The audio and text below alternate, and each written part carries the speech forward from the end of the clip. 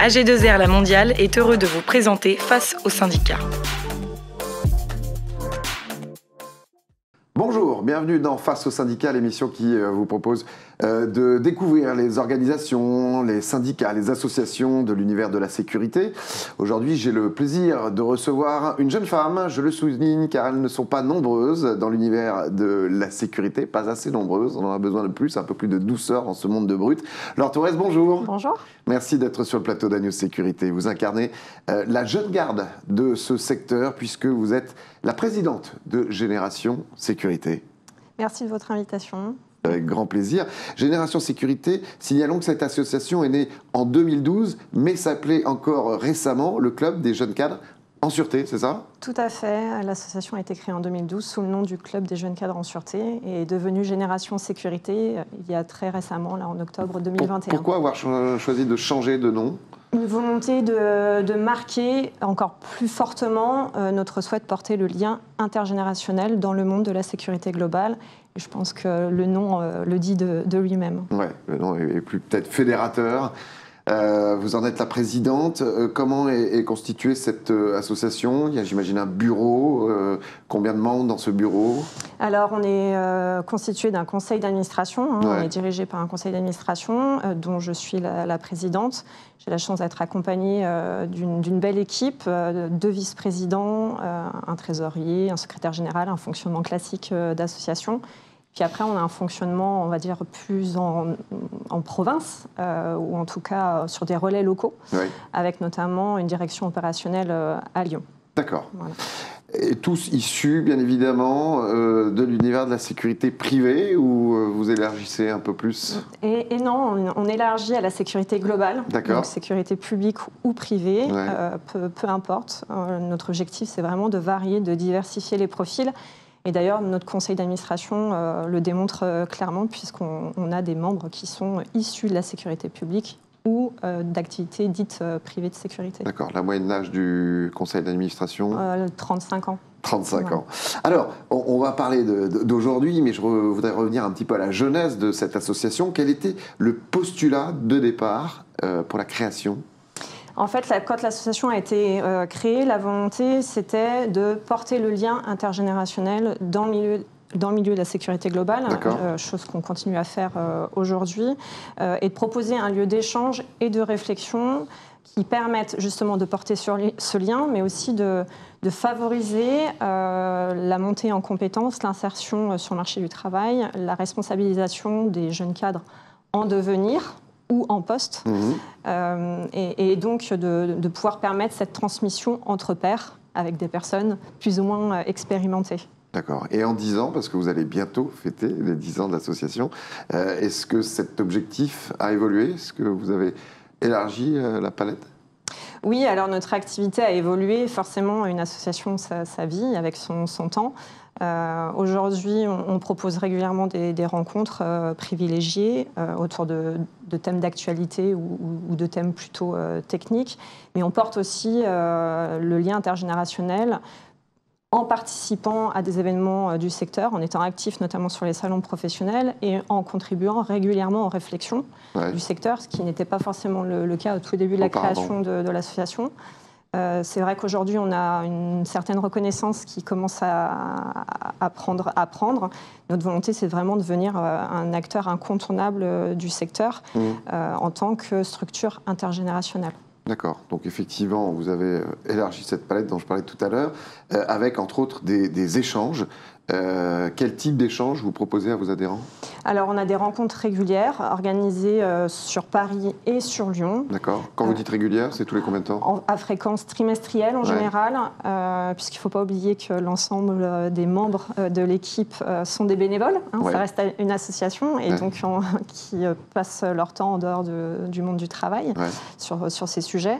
Donc on organise en général des événements tous les trimestres sur des thématiques d'actualité ou des sujets plus techniques qui font appel à un brassage des profils, donc des personnes qui sont plus ou moins expérimentées sur les sujets. Et l'objectif, c'est vraiment de la transmission de connaissances et de compétences au travers de ces événements-là. Donc là, bien évidemment, les adhérents qui sont disponibles et qui sont inscrits se rassemblent et vous faites venir des acteurs extérieurs pour des échanges? Oui, tout à fait. On noue des partenariats en fait avec des acteurs publics et privés qui sont ouverts à l'échange intergénérationnel et qui veulent porter avec nous cet objectif-là, favoriser justement l'insertion et la montée en compétences des jeunes cadres. Donc on fait appel régulièrement à des partenaires, à des bienfaiteurs, notamment l'Agora, mais également la Fédération française de la sécurité privée, Biblos Group aussi. Oui, vous avez signé récemment un partenariat avec Biblos Group. Oui, un partenariat, tout à fait, et également avec une autre entreprise d'une taille un petit peu plus petite, mais qui est très investie dans le monde de la sécurité, qui est Spartan Consulting. Et on a également des partenariats réguliers avec la N2V et l'École nationale supérieure de la police. D'accord. Est-ce que le souhait de rajeunir un petit peu ce secteur, c'est l'idée aussi, est-ce que c'est aussi le souhait de le féminiser? Je le disais en entame de cette émission, c'est un univers qui manque de femmes, que ce soit dans la sécurité globale ou la cybersécurité même. Est-ce que c'est aussi un souhait de l'association? Féminiser, c'est pas un souhait particulier. C'est pas un objectif. Nous, l'objectif, c'est vraiment de faire appel à des profils de qualité qui souhaitent contribuer aux objectifs qu'on s'est fixés. Que ce soit des femmes ou des hommes, l'objectif, c'est qu'on ait des profils de qualité. D'accord. Est-ce que ces partenariats que vous nouez depuis quelque temps, vous sentez qu'effectivement la reconnaissance de Génération Sécurité commence à poindre vraiment et qu'il est plus facile aujourd'hui de nouer des partenariats qu'avant? Oui, sans nul doute, puisqu'on nous sollicite régulièrement pour participer à des salons professionnels dans des revues spécialisées, Agora Média aujourd'hui. Donc de plus en plus de sollicitations. On a participé aussi très récemment à la parution d'un ouvrage autour de la prévention situationnelle, dirigé par Serge Colombier. Donc quand vous dites participer, c'est-à-dire? On a contribué à la rédaction de cet ouvrage, qui est un ouvrage collectif, sous la direction donc, de Serge Colombier, mais qui est un ouvrage collectif. Donc régulièrement, comme ça, on fait part de nos réflexions, de nos points de vue, on partage nos points de vue et notre regard sur des sujets plus ou moins techniques du secteur de la sécurité globale. Est-ce que vous trouvez que justement ces acteurs de la sécurité globale voient différemment la nouvelle génération qui arrive sur le marché? Je pense que oui. Je n'aurais peut-être pas dit la même chose il y a 10 ans ou 15 ans en arrière. Non, mais c'est ça qui est intéressant justement, c'est de voir la progression. Il y a une belle évolution en fait. Je pense sur ces 10-15 dernières années. En tant que jeune femme issue d'un profil civil finalement, parce que j'ai une formation universitaire, l'entrée dans le monde de la sécurité n'a pas été facilitée. Ça c'est une chose. Parce que vous étiez jeune ou parce que vous étiez une femme ou pour les deux? Les deux. Et aussi le fait qu'à l'époque, les profils civils n'étaient peut-être pas autant considérés qu'aujourd'hui. On avait beaucoup d'acteurs qui étaient issus de profils plutôt policiers ou militaires, qui apportaient leurs compétences sur les activités privées de sécurité notamment. Mais depuis, les cursus universitaires s'étant développés sur ces questions de sécurité, on a des profils civils qui arrivent de plus en plus sur le marché.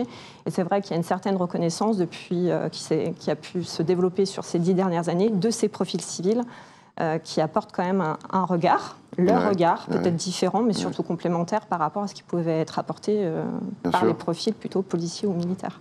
Et alors, justement, votre regard, Génération Sécurité et vos membres, je rappelle, 35 ans de moyenne d'âge, en tout cas pour le bureau, je ne sais pas pour le reste aussi, j'imagine pour les membres, c'est à peu près dans cette moyenne-là. En fait, on est ouvert aux profils étudiants qui souhaitent s'investir dans le monde de la sécurité globale. On est également ouvert donc, aux jeunes cadres en devenir ou en poste. Jeune cadre de par peut-être le début de parcours, mais un début de parcours peut commencer en sortie d'études, mais également lors d'une reconversion.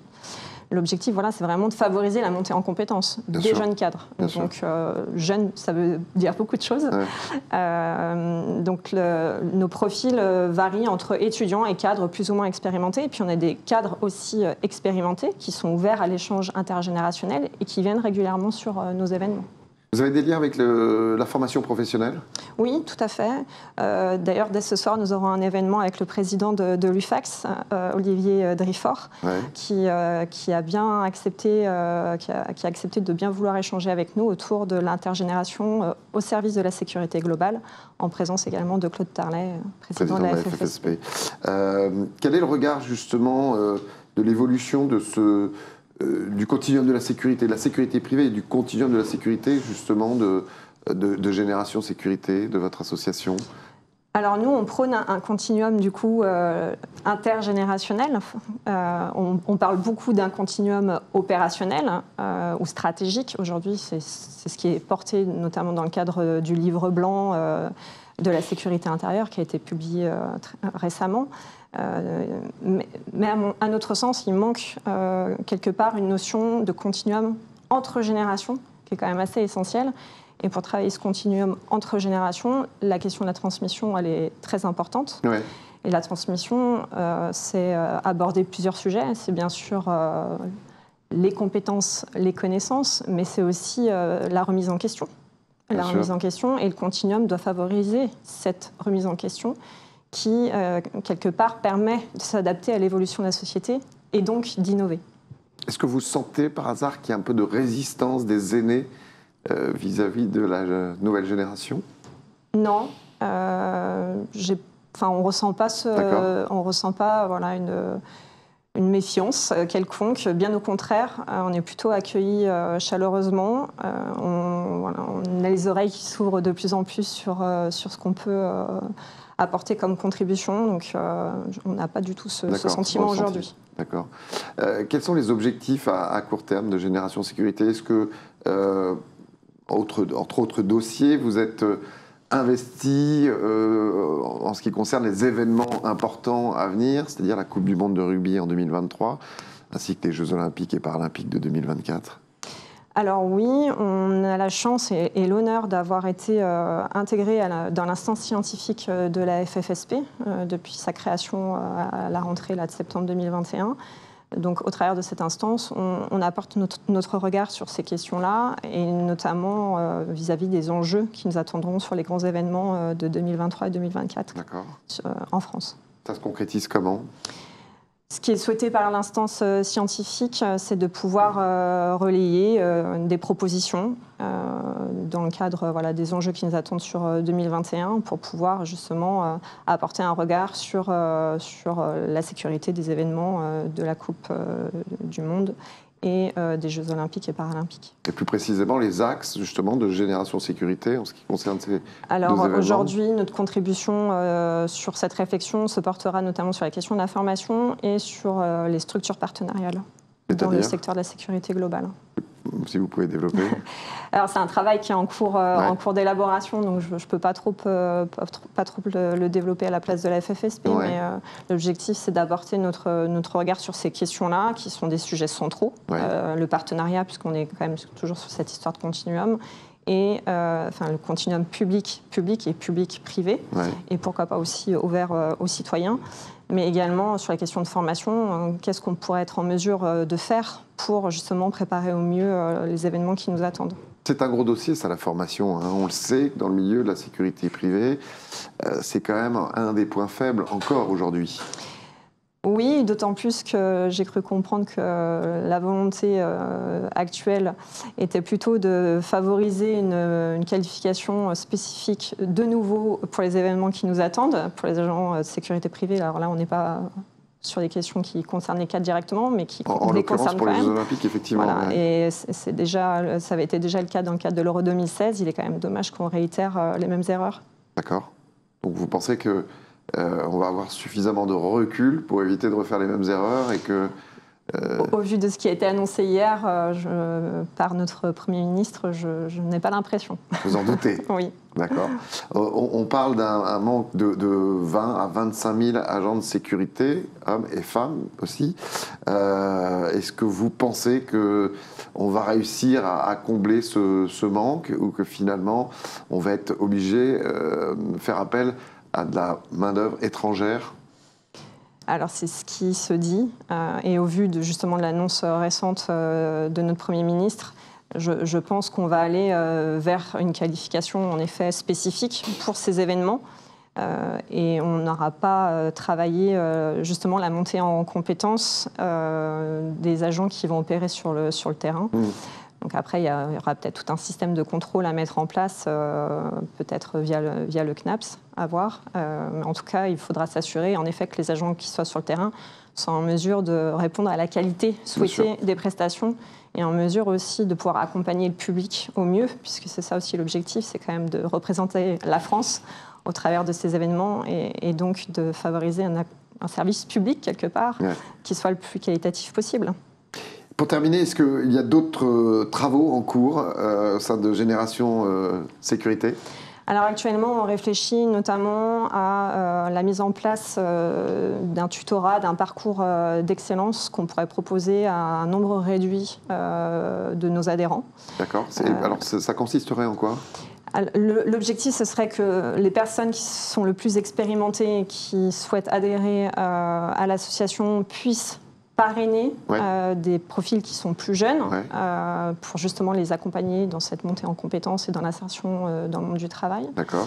Et au travers d'un parcours d'excellence ou un parcours initiatique, on souhaiterait proposer à ces jeunes qui arrivent sur le marché du travail de pouvoir profiter de rencontres, de visites de sites, d'initiation à des nouvelles technologies, peut-être un accompagnement formatif, une immersion sur les sujets qui traitent de la sécurité globale pour justement les aider à monter en compétences et quelque part aussi leur donner quelques clés techniques, mais aussi des clés de compréhension du monde de la sécurité globale. À joindre à ces jeunes une sorte de parrain. Quelque part, c'est la volonté de Génération Sécurité, tout à fait. Merci beaucoup, Laure Thorez, d'être venue sur le plateau de News Sécurité. Merci beaucoup. À très bientôt. Merci à la Dream Team Agora, News Sécurité, à la production et à la réalisation de cette émission. On se retrouve très vite. En attendant, prenez soin de vous. Ciao. AG2R La Mondiale a été heureux de vous présenter Face aux syndicats.